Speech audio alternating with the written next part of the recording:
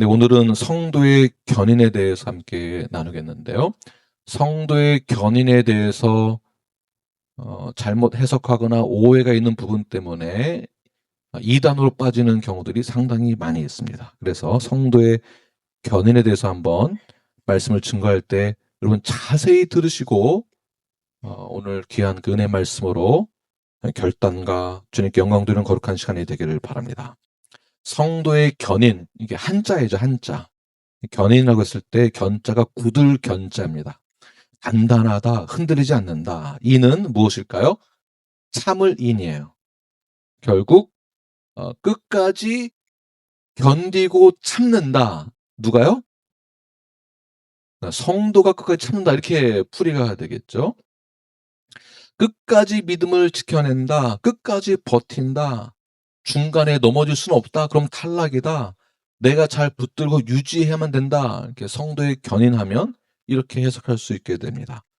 결국 이건 잘못된 이제 해석이죠. 그래서 극단적인 잘못된 해석으로 두 극단으로 나눠지는 이 해석이 한쪽에서는 내가 어차피 구원을 받았기 때문에 이 구원은 절대 잃어버릴 수 없다라고 생각을 해서 아무렇게 살아도 된다라는 입장을 가질 수 있게 됩니다.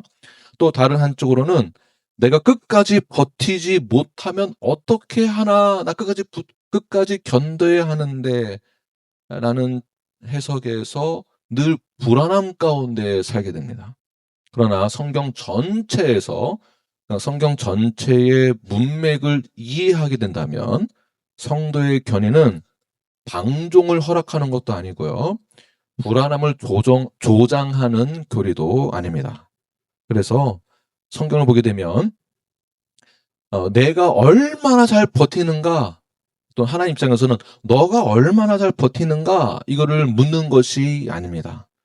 성도의 견인했을 때 오히려 이것은 하나님께서 자기 백성은 끝까지 지키신다라는 것이에요. 여러분 하나님의 자녀 맞으십니까? 그렇다면 하나님이 우리를 끝까지 붙드시는 거예요. 우리가 붙드는 게 아니고요.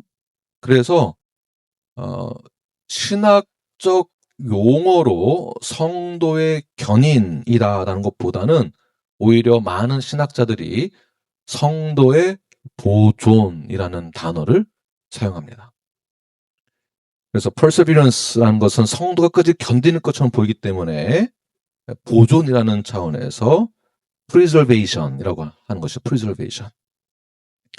성도의 견인은 인간 쪽의 입장을 좀 더 강조하는 것처럼 보이는 것이고요. 성도의 보존이라고 했을 때는 하나님의 입장에서 좀 더 강하게 해석하는 것이라고 보시면 되겠습니다.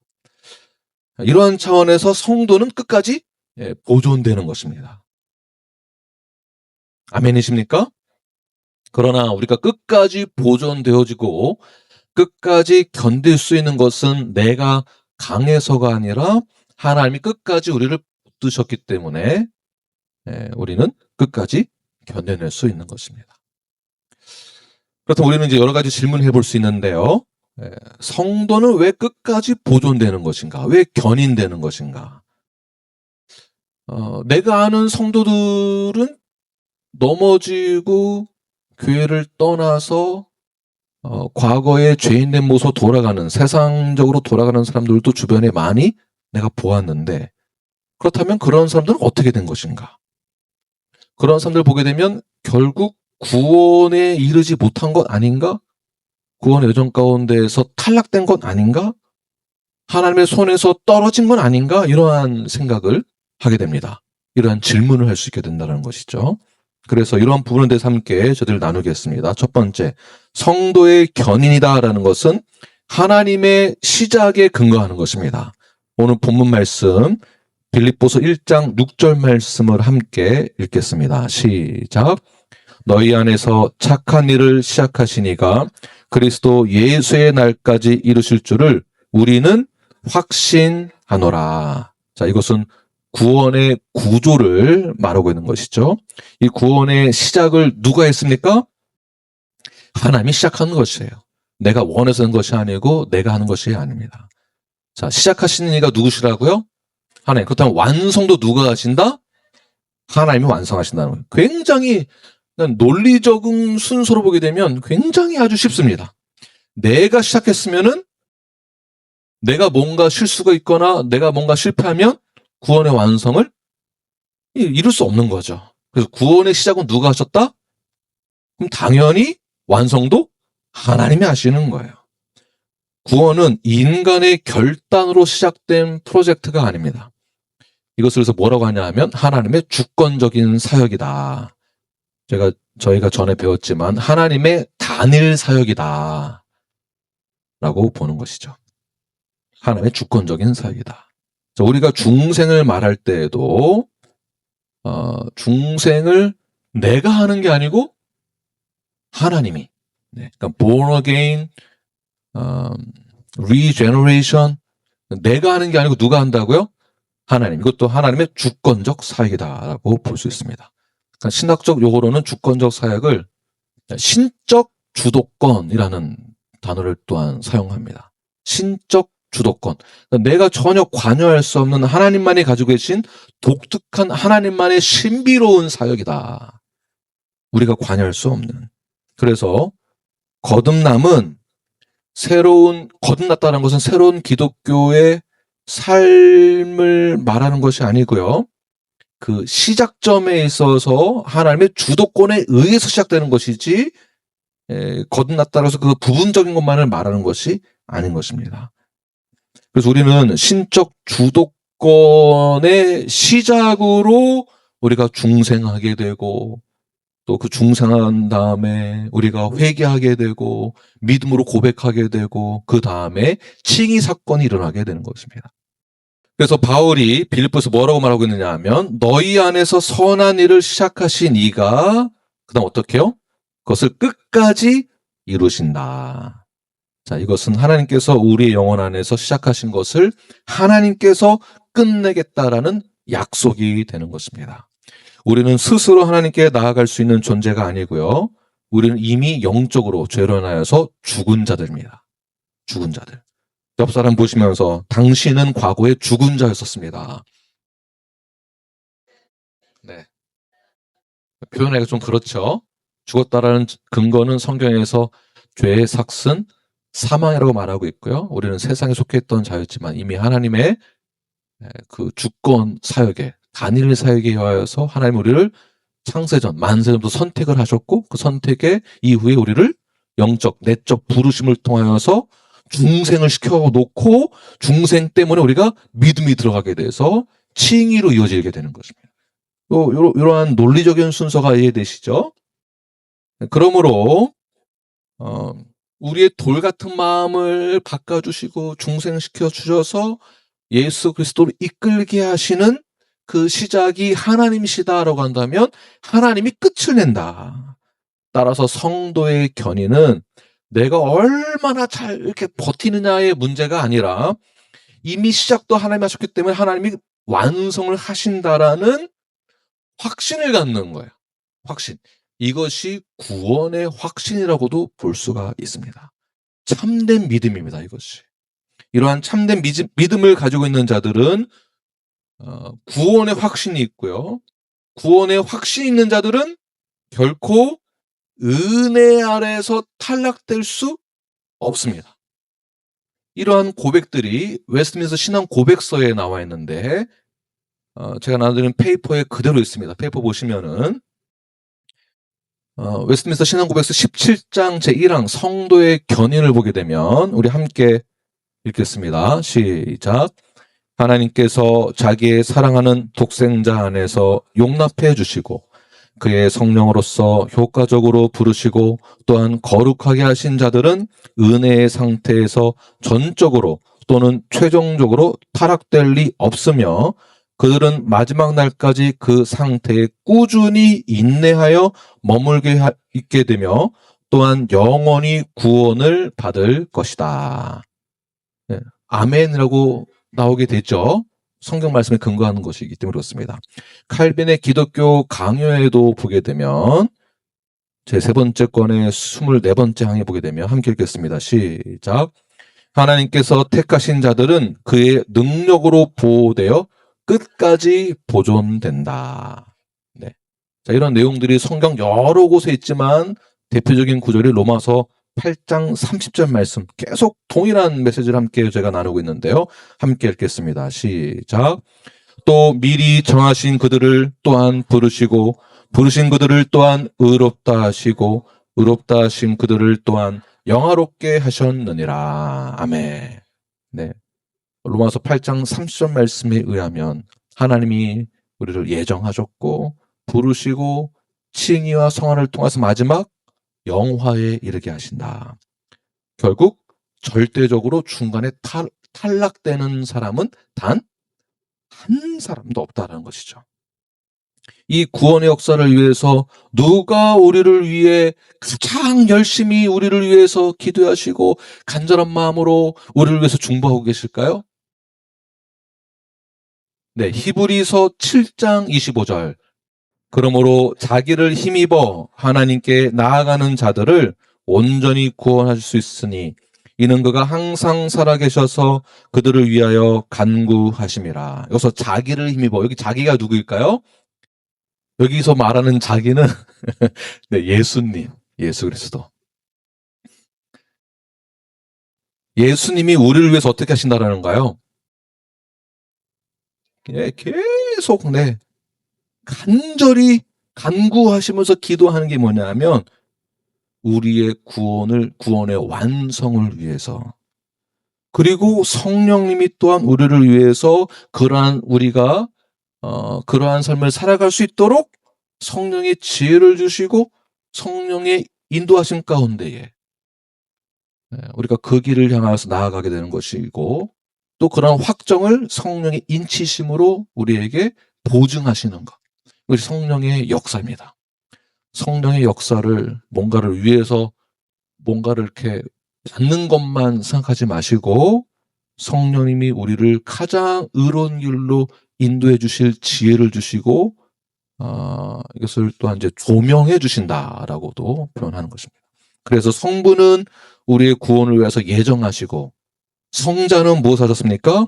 우리의 죄를 대신하여 구속하여 주시고 성령님은 이 말씀대로 살아갈 수 있도록 적용해 주시는 것. 이것이 삼위일체의 역할이 되는 것입니다. 이 삼위의 이 역할들은, 기능들은 절대 실패할 수 있다, 없다. 절대 실패할 수 없다는 것입니다. 그렇다면 제가 여러분들에게 질문을 하겠습니다. 여러분들은 구원의 확신이 있으십니까? 지금 아멘 안 하시고 가만히 계신 분들은 뭐냐 하면 내가 나를 보면은 구원받은 것 같기도 하고 아닌 것 같기도 하고 오늘은 맞는 것 같은데 어저께는 대판 싸우는 바람에 내 안에서 욱 하면서 죄성도 나오고 죄의 습관도 나오고 운전하다가 욕하는 나 자신을 보면 내가 구원받은 거 맞나? 살다 보면 겪는 여러 가지 이 죄성으로 인한 그런 모습을 보게 되면 이런 생각하게 되죠. 그래서 어떤 분들은 오늘은 내가 한 90%는 확신이 있고 10%는 좀 모르겠다고 그렇게 표현하는 분들이 있을 수도 있지만, 그러나 구원의 확신은 그런 퍼센테이지로 이렇게 하는 것이 아닙니다. 아니에요. 왜냐하면 구원의 시작은 누구라고요? 하나님이 우리를 선택하심으로 시작하는 것입니다. 그리고 구원의 완성도 누가 하신다? 하나님 하신다. 그러므로 내가 시작하게 되면 70% 80% 이렇게 나오게 되는 거예요. 하나님이 시작하신 구원이라면 그 구원은 결코 흔들리지 않는 것입니다. 그러므로 성도의 견인은, 성도의 보존은 부분적으로 이렇게 구원에 이르렀고 탈락될 부분이 부분적으로 있고 이런 이렇게 나눠지는 것이 아니라, 만약에 나눠진다면은 내가 오늘은 99%고 1% 조금 부족하다라는 그런 불안함을 가지고 있으면은 그거 어떻게 살 수 있겠습니까? 불안해서 저 같으면 못 살겠습니다. 그러므로 내가 구원을 붙드는 것이 아니고 하나님이 나를 붙드셨다라는 것. 그래서 우리는 넘어지지 않는 것입니다. 믿으십니까? 다시 한번 질문하겠습니다. 여러분들 구원의 확신이 있으십니까? 또 대답을 잘 안 하시는 분들 계시는데 여전히 마음속으로 아멘 하셨다라고 제가 보겠습니다. 왜냐하면 헷갈리는 부분이 여전히 있습니다. 왜냐하면 두 번째, 그렇다면 참된 성도는 안 넘어지는가? 내 주변에 넘어지는 사람, 꼭 탈락된 것 같은 사람 주변에 상당히 많이 봤는데 그것도 이건 뭔가라는 그런 질문을 할 수 있게 됐죠. 여러분 주변에 신앙생활 하시면서 신앙생활을 포기하거나 중단에 단절되거나 탈락한 분 주변에 시험 들어서건 또는 뭐 타락해서건 주변에 중도 포기하신 분들이 주변에 많이 있으시죠? 조금 있고 나도 그런 적 있었었고 그러시죠? 네, 이것이 현실입니다. 그러나 참된 성도도 넘어질 수는 있습니다. 근데 어떻게 넘어지느냐가 중요합니다. 성경의 전체 성경에서의 내용들 보게 되면 완전히 넘어지는 자가 있고요. 넘어져도 회복되는 자가 있습니다. 그러니까 두 부류가 있다는 것입니다. 첫 번째, 완전히 넘어진 자들은 어떤 자인가? 처음부터 속하지 않은 자들이다. 그러니까 성경에 아주 직설적으로 표현을 하고 있는데요. 교회 안에서 신앙을 고백하던, 우리 신앙 고백을 하던 사람들도 언젠가는 이렇게 보면 등 돌리고 떠나는 분들이 있습니다. 저 사람도 예전에는 아주 열심히 있었고 신앙생활 잘했는데, 아니 어떻게 저렇게 변하지? 그렇게 예수님 잘 믿는다고 하고 울면서 기도하고 그러더니 어느 순간 보면은 세상 사람보다 더 심한 그러한 상태에 빠지기도 합니다. 성경 전체의 문맥을 이해하는 것이 중요한데요. 그런 자들에게 이러한 성경 구절이 있습니다. 요한 1서 2장 19절 함께 읽겠습니다. 시작. 그들이 우리에게서 나갔으나 우리에게 속하지 아니하였나니 만일 우리에게 속하였더라면 우리와 함께 거였으려니와 그들이 나간 것은 다 우리에게 속하지 아니함을 나타내려 함이라. 이 말씀 굉장히 중요합니다. 자, 떠난 이유가 뭐라고요? 그러니까 구원을 잃어버렸다가 아닌 거예요. 은혜를 저버렸다가 자기 선택이 아닌 겁니다. 구원을 잃어버린 게 아니고 은혜를 저버린 게 아니고, 그러니까 구원을 잃어버렸다면 하나님이 놓았거나 하나님이 능력이 없는 것처럼 보이잖아요. 그러니까 이 뜻은 구원을 잃어버리거나 은혜를 스스로 버렸거나가 아니라 처음부터 뭐라고요? 속하지 않았다. 자, 이 말은 처음에 신앙 고백이 가짜였다라는 증거가 되는 것입니다.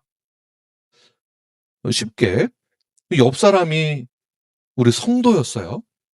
침례도 받았고 멤버십도 그렇게 아주 오랜 기간 동안 했고 또 계속 점검해 보면은 구원의 확신이 있다고 하고 주님을 믿는다라고 하고 고백하고, 그런데 만일 교회를 떠나서 배교하고 부정하고 교회를 떠나서 세상 사람 속에 속하여서 세상 사람보다 더 많은 죄악을 범하고 산다. 그러면 이런 옆에 있는 성도를 어떻게 보아야 할까요? 네, 아직 떠나진 않았지만 만약 한번 보세요. 그럴 사람인가 한번 보세요.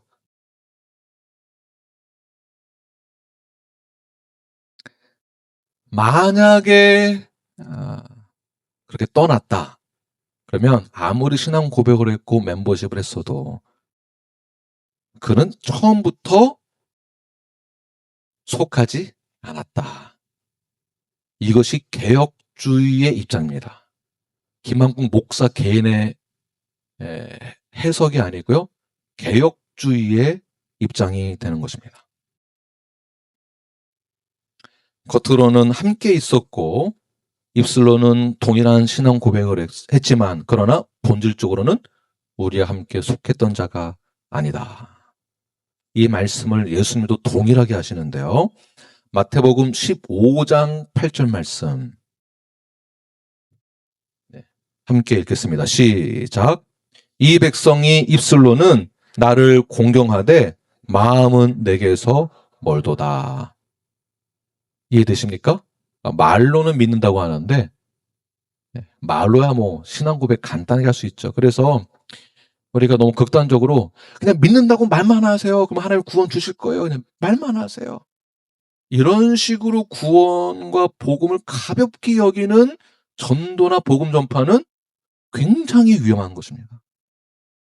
그러니까 전도하라고 했다고 너무나 쉽게 예수 믿는다고 말만 하면 하나님이 성령님이 이끌어 주실 거예요. 안내해 주실 거예요. 확신이 생길 거예요. 그냥 믿는다고 말만 하세요. 말만. 이런다고 믿음이 갑자기 생길까요? 네. 그런 식으로 복음을 가볍게 전하지 마시길 바랍니다.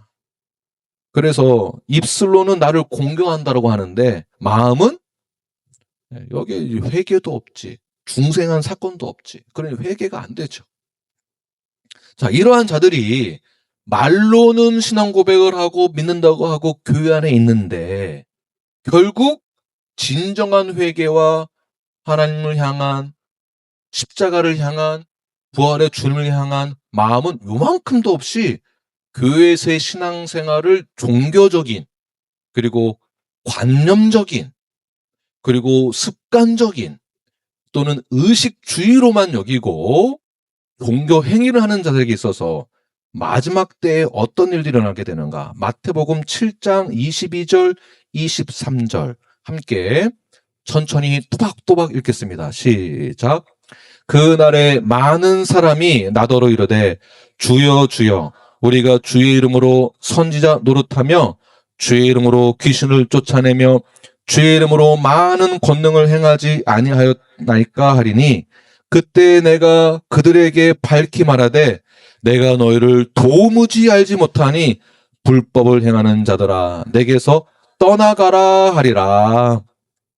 여기 보시면 22절에도 보게 되면 주여 주여 입술 고백하는 자들 선지자 노릇도 하고 주의 이름을 귀신 쫓아내고 보게 되면 거의 뭐 와 이런 사람이 없어. 이렇게 신앙생활 잘하는 사람 메시지도 정확히 잘 전할 줄 알고 복음이 뭔지도 알고 사역도 잘하고 귀신도 쫓아내고 주님의 이름으로 선포하고 찬양하고 높이는데 실상은 어떻다? 아무리 겉으로 종교 행위로 해봐라 주여 주여 한다고 해서 나는 너를 모른다. 도무지 알지 못한다. 보십시오. 이 뜻이 뭐냐 하면 예전에 너의 모습이 그 신앙생활이 내가 보았을 때 너는 참 잘했었어. 그래서 나는 예전에 너를 알았었어. 가 아니에요. 너가 변했기 때문에 이제 나는 널 모른다. 이게 아니에요. 처음부터 아니었다라는 거예요. 처음부터. 나는 너희를 도무지 알지 못한다. 나는 너가 아무리 그렇게 신앙생활 한다 할지라도 나는 처음부터 나는 너를 몰랐던 것과 같다라는 것입니다. 말로는 주여 주여 하고 선지자 노릇도 하고 주의 이름을 귀신 쫓아냈어도 나는 너를 도무지 알지 못한다. 그러니까 하나님이 선택을 했는데 그 선택이 잘못됐다 이 얘기가 아니라 처음부터 너는 아니었다라는 것이에요. 유명한 인물이 나오는데 그 성경의 유명한 인물이 누구일까요? 가룟 유다입니다. 요한복음 17장 12절 말씀을 함께 읽겠습니다. 시작. 내가 그들과 함께 있을 때에 내게 주신 아버지의 이름으로 그들을 보존하고 지켰나이다. 그 중에 하나도 멸망하지 않고 다만 멸망의 자식뿐이오니 이는 성경을 응하게 함이니이다.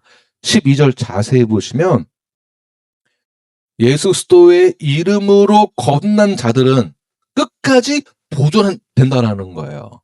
끝까지 보존된다.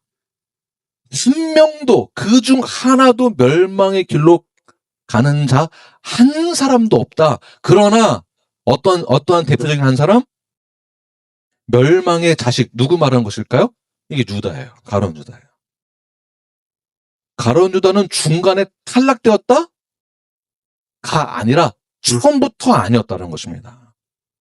처음부터 그쪽 뿌렸던 거예요. 그 부류가 무엇이냐면 마태복음 7장에 나오는 부류들, 말로만 주여 주여 하는 자들.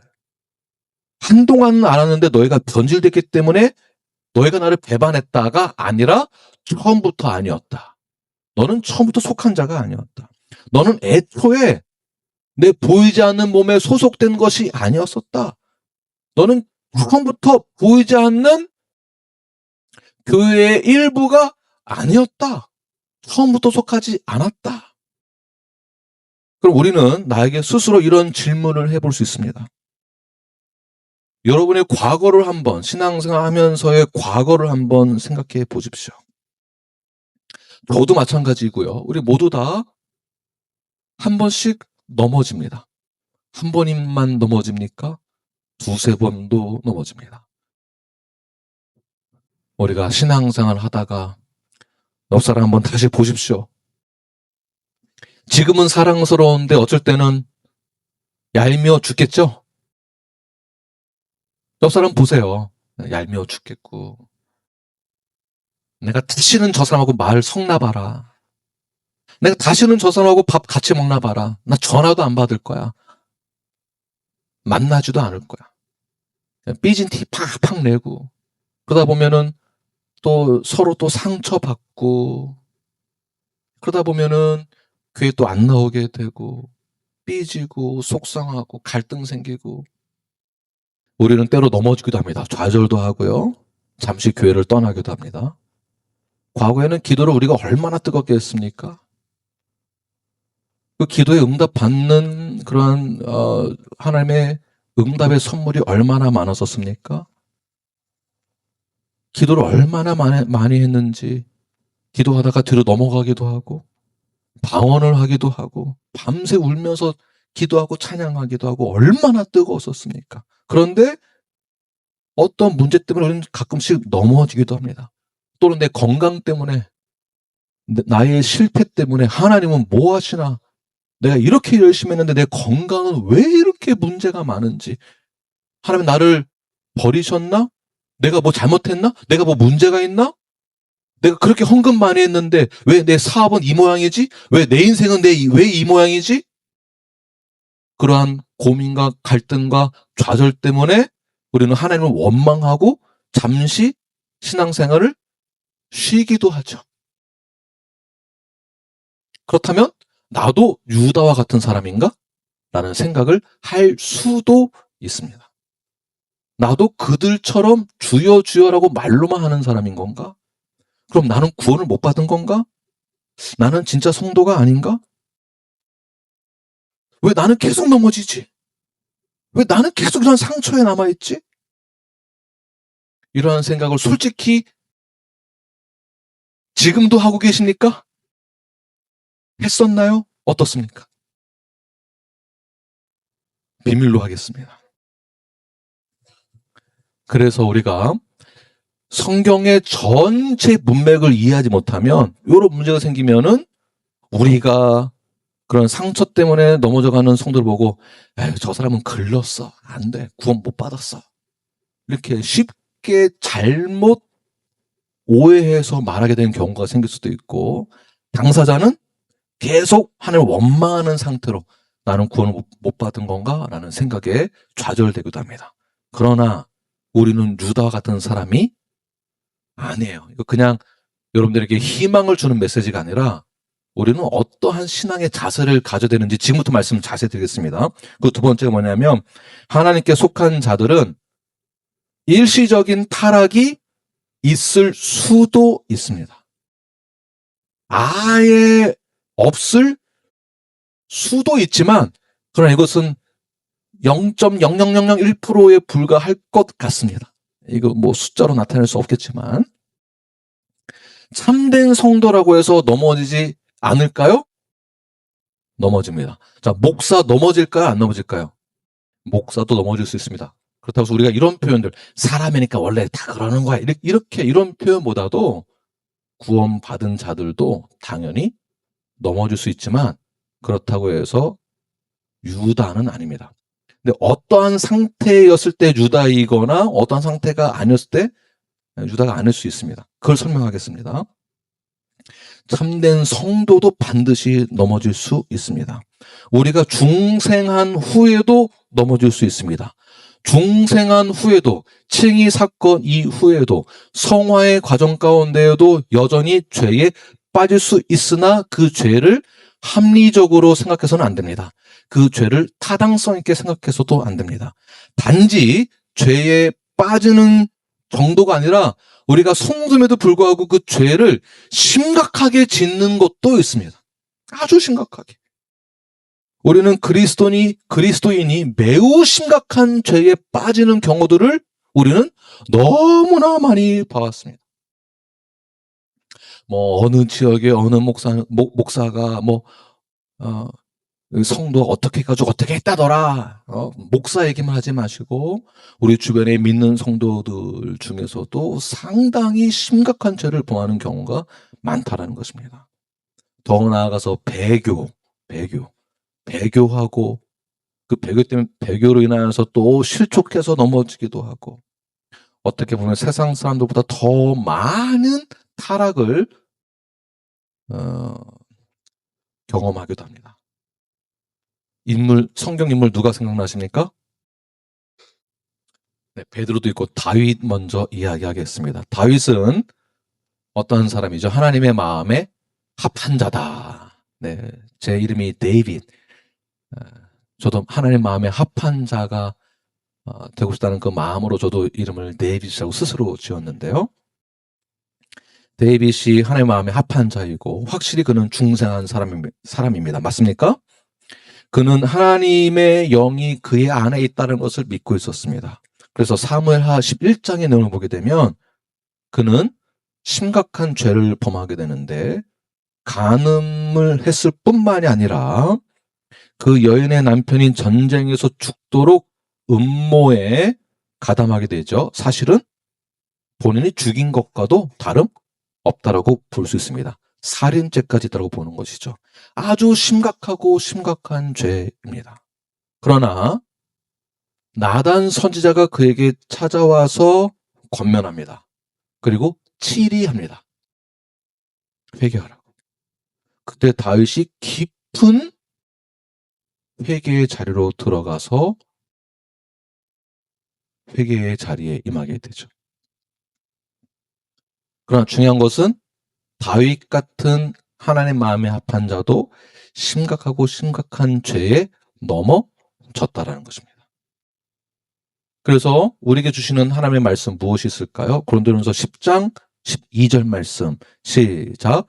그런즉 선줄로 생각하는 자는 넘어질까 조심하라. 자, 이 말은 너 잘 못하면 은혜에서 탈락된다.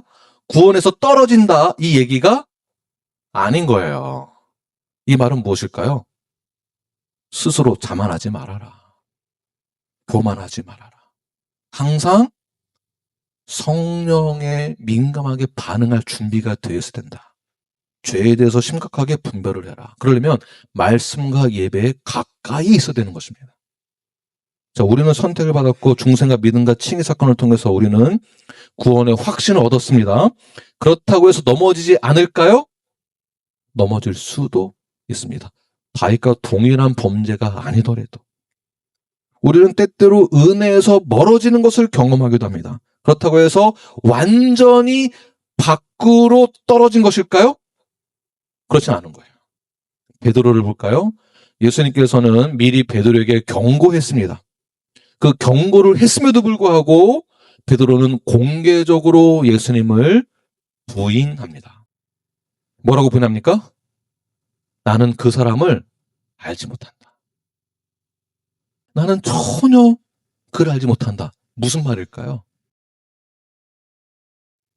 공개적으로 예수님을 부인한 것이지만 공개적으로 예수님을 저주한 것과 같은 거예요.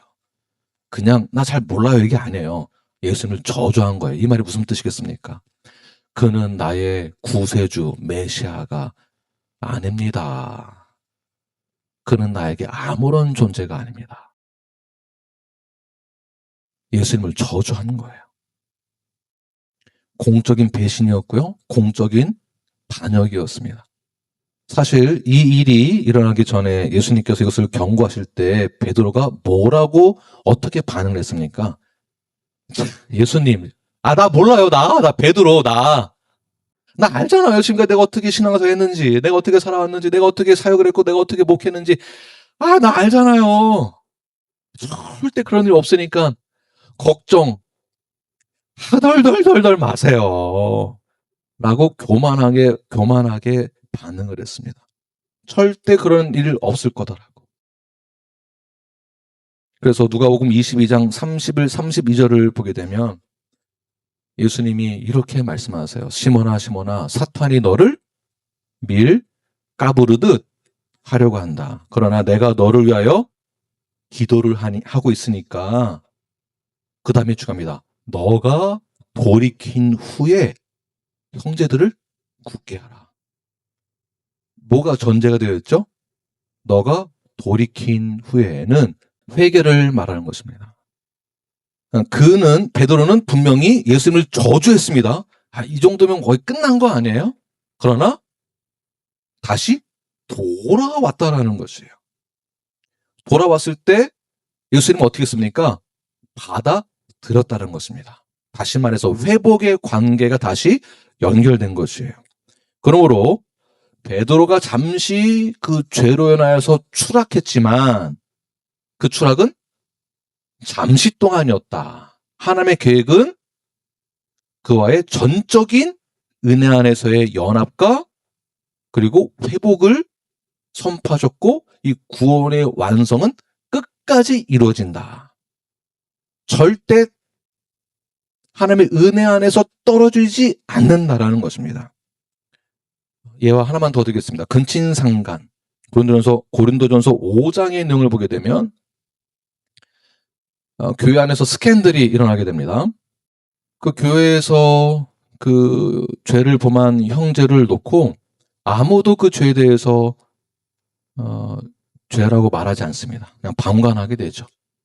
그런데 그 소식을 들은 바울이 뭐라고 말하죠?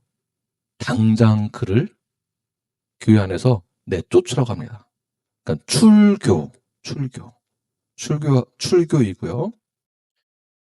그리고 그 이후에 그가 회개하고 돌아오기를 교회 요청합니다. 그러니까 회원 자격이 다시 회복되는 것을 요청했다라는 것이에요. 근데 그 교회가 그의 회원 자격을 받아들이려고 하지 않았을 때에 고린도 후서 2장의 내용을 보게 되면 다시 그 회원 자격을 주고 돌아오게 한 교회에게 칭찬합니다. 너희가 그 형제가 돌아오게 한 것에 대해서 참 잘하였도다. 이렇게 말을 합니다.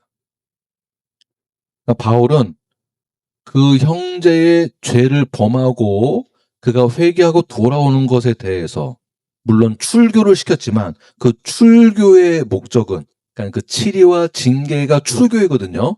출교의 목적은 그를 회개하게 하려고 하긴 목적이었다라는 것이에요. 그리고 그가 회개를 했기 때문에 다시 받아들이는 것이 옳다라는 것입니다. 마치 그리스도께서 베드로의 반역적 행위를 보고도 그 이후에 베드로를 다시 품으셨던 것처럼 그래서 우리는 참된 그리스도인으로서 급진적으로 우리가 심각한 추락을 죄로 인하여서 심각한 추락을 경험할 수 있지만 그렇다고 해서 우리가 그 은혜를 우리 마음대로 결단을 하고 판단을 해서 그를 최종적으로 출교는 시킬 수 있지만 다시 돌아오게 하는 목적으로만 사용해야 된다는 것이에요. 이게 이해되십니까? 이것이 우리 교회의 치리이고 징계입니다. 출교까지 시키는 거. 여기에 오늘 멤버 5분이 다 사인을 하신 거예요. 이해되시죠? 그래서 징계까지 받는 것에 다 동의가 되신 겁니다. 치리까지. 교회 안에서도 사람들이 신앙을 고백하고 그 후에 매우 심각하고 극악한 죄에 빠져서 교회의 치리를 받는 경우가 있습니다. 그 마지막 단계가 뭐라고요? 출교. excommunication. 저는 그리고 우리 교회는 참으로 중생한 사람, 참된 그리스도인으로서 죄에 너무 깊이 얽매여서 교회의 부름과 권면을 받고 취리 과정에 들어가고, 그리고 성례에서도 정지가 되어지고, 또 끝까지 회개하지 않아서 마침내 출교에 이르게 되는 것, 우리 이것을 반드시 실행을 해야만 합니다. 그러나 이게 더 중요합니다. 그러나 그리스도의 몸된 교제에서 끊어지고 불신자처럼 취급은 받으나, 중요한 것은 회개할 수 있도록 교회 권면을 통해서 다시 돌아오게 하는 것에 목적을 두고 있어야만 합니다. 이것이 회개로 이끄시는 하나님의 방법입니다. 그러므로 그리스도의 죄는 급진적이고 심각할 수 있지만 결코 총체적으로 최종적으로 탈락되는 것은 아닙니다. 자, 그렇다면 우리 앞에서 신앙을 고백하고 나중에 그것을 공개적으로 부인하는 사람들, 우리 교회에서 신앙 고백을 같이 해놓고선 부인하고 교회 나가는 사람들을 우리는 어떻게 판단해야 될까요? 저 사람은 처음부터 가짜였어. 가짜 성도. 자, 이렇게 해야 될까요? 세 번째 바로 자비의 판단입니다. 이제 마지막입니다. 첫 번째로 우리가 해야 될 일들은 자비의 판단, 사랑의 판단을 해야 합니다. The judgment of mercy. 자, 우리는 그들의 영혼의 실제 상태를 우리는 알지 못합니다. 이것이 우리의 한계예요.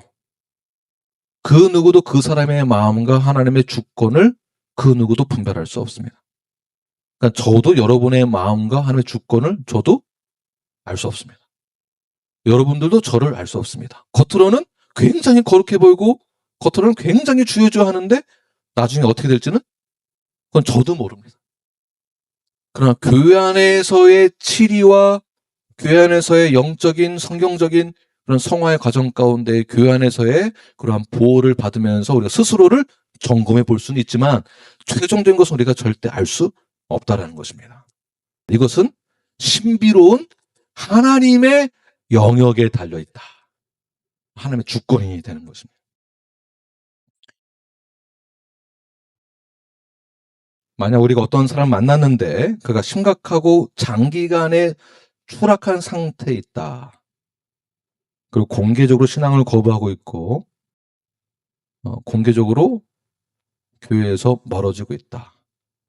그렇다라고 해서 우리가 그를 함부로 저 사람은 처음부터 아니었어 라고 말할 수 없습니다. 왜냐하면 하나님이 그를 언제 다시 부르실지 모르는 거예요. 다윗에게는 누가 있었습니까? 선지자 나단이 있었고요. 베드로에게는 누가 있었습니까? 예수님이 먼저 말씀해 주셨죠. 고린도전서 5장의 내용에 등장하는 한 형제에게는 누가 있었습니까? 교회 멤버들이 있었습니다. 성도들이 함께 옆에 있었습니다. 그들이 옆에서 권면하고 치료해 주기 전까지는 아무도 모릅니다. 언젠가는 장기간 주님과 떨어져 있는 것과 같은 사람이 있을 때에 그분에게 언젠가는 그를 회개자로 돌아가게 할 수 있는, 물론 수직적으로는 성령의 역사가 일어나고 수평적으로는 그것을 그대로 증거할 수 있는 말씀이거나 성경을 읽을 때이거나 또는 설교를 들을 때이거나 또는 교제 가운데거나 또 누군가를 통해서 그가 다시 회복의 자로 돌아올 수 있는 기회는 그건 인간이 판단할 수 없다라는 것입니다. 나단 선지자의 권면이 있었을 때의 누구죠? 다윗이 어떻게 반응했습니까? 진정한 회개가 있었습니다. 베드로도 마찬가지고요. 보십시오. 전적 타락 가운데에서 이 죄는 스스로 하나님께 나아갈 수 있는 힘이 있을까요? 절대 없습니다. 스스로 선한 일을 선행할 수 있는 힘이 있을까요? 스스로 믿음 가운데 나아갈 수 있는 의지가 있을까요? 그런 의지가 없습니다. 왜? 전적 타락한 죄인이기 때문에. 그런 죄인이 당신 회개됩니다 라고 말했을 때 그러한 죄인은 어떻게 반응을 할까요? 야, 씨, 장난하냐? 너나 잘해. 나한테 뭐라 하지 말고 너도 똑같아. 무슨 회개 같은 소리 하고 있네. 실제 이렇게 반응하겠죠? 근데 진짜 믿는 자들은, 진짜 중생한 자들은 어떻게 반응을 할까요? 형제님, 회개하십시오. 이것은 하나님이 원치 않으신 일입니다. 이런 일들은 예수님이 당신을 위해 십자가에서 죽으신 그 사건과는 전혀 관련이 없는 일들입니다. 죄에서 회개하고 돌아오십시오. 하나님은 당신을 찾고 계십니다. 예수님께서 당신의 모든 죄를 다 사하여 주십니다. 그리고 이미 사하여 주셨습니다. 돌아오십시오. 회개하십시오. 라고 주변에서 칠이 권면 징계했을 때 진짜 중생한 자들은 어떻게 반응을 할까요? 바로 이 차이입니다. 바로 이 차이예요. 하나님의 선택과 함의 주권이 힘이 없는 게 아니라 진짜 중생한 자들은 믿음으로 반응하게 되어 있다는 것입니다. 회개 자리로.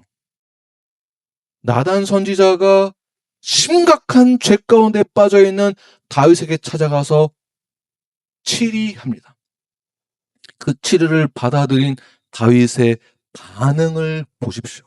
시편 51편. 우리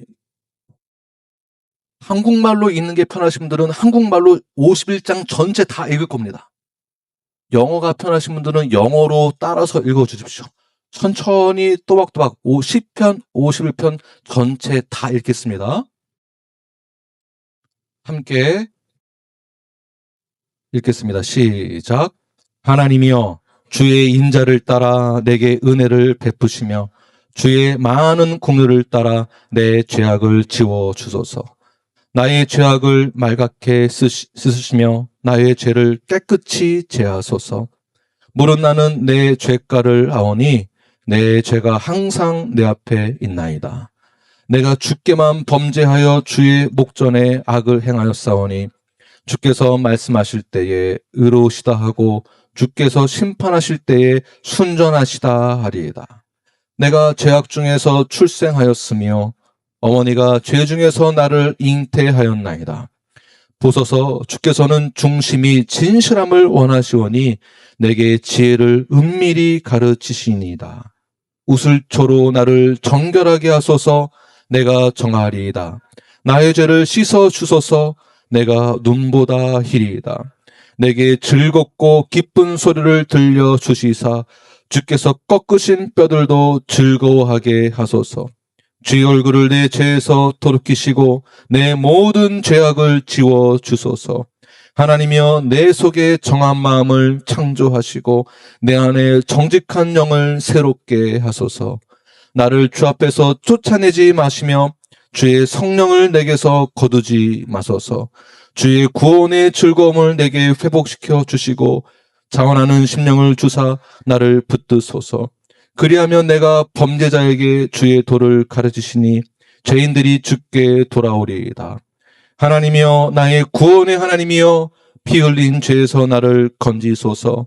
내 혀가 주의 의를 높이 노래하리이다. 주여 내 입술을 열어 주소서. 내 입이 주를 찬송하여 전파하리이다. 주께서는 제사를 기뻐하지 아니하시나니 그렇지 아니하면 내가 드렸을 것이라. 주는 번제를 기뻐하지 아니하시나이다. 하나님께서 구하시는 제사는 상한 심령이라. 하나님이여 상하고 통회하는 마음을 주께서 멸하지 아니하시리이다. 주의 은택으로 시온의 선을 행하시고 예루살렘 성을 쌓으소서. 그때에 주께서 의로운 제사와 번제와 온전한 번제를 기뻐하시리니 그때 그들이 숫소를 주의 제단에 드리리이다. 아멘. 다윗의 회개를 보시기 바랍니다. 다윗의 회개는 후회가 아니었습니다. 변명도 아닙니다. 자기 합리화도 아니었습니다. 다윗에게는 예수님의 중보와 성령의 인치심의 그 역사로, 성령의 도우심으로 진정한 회개의 자리에 서 있는 것을 볼 수가 있습니다. 그래서 진정한 회개를 하는 자가 하나님의 은혜 안에 여전히 보존되는 것입니다. 아무리 교회를 오래 다녔어도 그러한 회개 자리에 나오지 않고 이 핑계, 저 핑계, 자기 합리화, 변명과 후회만 늘어놓는다면 그는 여전히 구원의 확신이 없는 자라고도 볼 수 있지만 하나님이 언젠간 그를 다시 부르실지는 아무도 모르는 것입니다. 만약 다윗이 중생하지 않았다면 이러한 회개를 할 수 있었을까요? 제가 봤을 땐 절대 못합니다. 공개적인 회개가 가능할까요? 절대 못합니다. 말로만 회개했다고, 뒤에서 숨어서 회개했다고. 회개는 보상까지 이어져야 되는 것입니다. 보상되지 않는 회개는 진정 회개가 아닙니다. 보상하려면 공개적으로 나타내줄 수밖에 없죠. 상대방이 다 알아야만 합니다. 혼자 숨어서 기도하고 회개했다는 것은 진정 회개가 아닐 수도 있습니다. 한국 뉴스를 보니까 어제 뉴스에 사위가 장모님을 15시간 구타해서 살해한 사건이 일어났고 그 장모님을 대구 하천에 유기한 사건이 있습니다.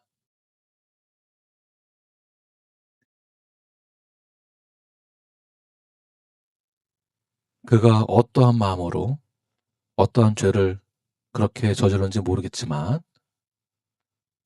회개는 반드시 있어야 되는데 어떻게 이것을 보상해야 될까? 그가 어떠한 핑계를 댈지 모르겠습니다. 우리는 교회를 떠난 사람들을 볼 때 두 가지 가능성은 반드시 인정을 해야 됩니다. 첫 번째, 처음부터 그는 참된 믿음으로 신앙 고백을 한 것이 아닐 수도 있습니다. 두 번째, 그러나 그가 참된 신자라면 회개 자리에 돌아와서 다시 시작할 수 있습니다. 이것은 아무도 모릅니다. 그래서 나단 선지자와 같은 역할을 누가 해야 될까요? 성령님만 하는 것이 아니고 우리도 해야 하는 것입니다. 우리가 그 역할을 해야 되는 것이. 그게 교회입니다. 나만 신앙생활 잘한다고 해서 구원받는 걸로만 만족해서는 안 됩니다. 그래서 이 땅 가운데에 죄 가운데 있는 세상을 바라보고 우리는 무엇을 해야 하는 것일까요? 나만 종교생활하는 것으로 만족하고 그냥 이 자리에 머물러 계시겠습니까? 아니면 나단 선자와 같은 또는 고린도 교회의 그 교회 역할을 감당했던 그들과 같은 역할을 우리는 반드시 해야만 합니다. 그게 지상태의 명령이에요. 그냥 복음만 전하는 것만이 아니고 이 역할을 다 하는 것. 제자를 삼고 그 다음에 침례도 주지만 그 다음에 가르쳐 지키게 하는 사역까지 가야 하는 것입니다. 이게 이 사역이에요. 이것이 우리 교회의 비전입니다. 종교 생활하기 위해서 앉아있는 것, 예배 드리는 곳으로 나 할 일 다 했다라는 생각을 가지신다면 그것은 정말 이기적인 것입니다. 나만 살겠다라는. 어떻게 보면 복음을 다 이해하지 못한 것입니다. 구원의 시작은 누가 한 것입니까? 하나님이 하신 것입니다. 하나님이 시작하신 것은 반드시 하나님이 이루시고 완성하신다. 하나님이 우리의 모든 구원을 완전을 보존해 주신다. 성경 전체 문맥을 이해하시면서 칼빈 5대 강령 툴립 오늘 마치겠습니다.